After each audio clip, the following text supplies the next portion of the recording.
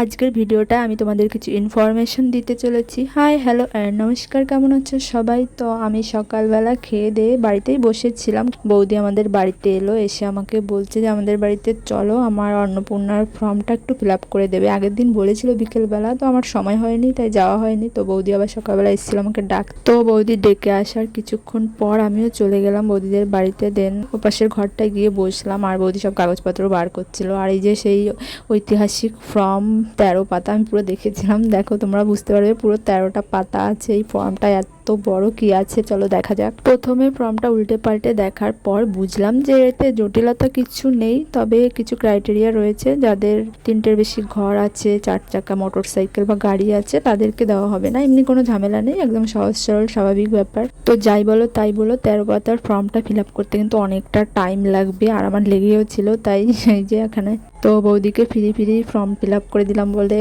আমি যে বৌদি এখানে আম খেতে দিয়েছে, দাদা বাড়িতে এসে আবার চা করে দিয়েছিল, বসে বসে আম খাচ্ছিলাম। আর শুধু এই নয়, আরও আছে পরে। তারপর সন্ধ্যার পর পরে আমি যখন রাস্তায় একটু হাঁটাহাঁটি করছিলাম, বৌদি আমাকে ডেকে নিয়ে বাড়িতে গেছে, বলছে আজকে বিরিয়ানি করেছি তোমার জন্য, তুমি আমাকে ফর্ম ফিল আপ করে দিলে খেয়ে যাওয়া আসো। আমি তো প্রথমে না করছিলাম।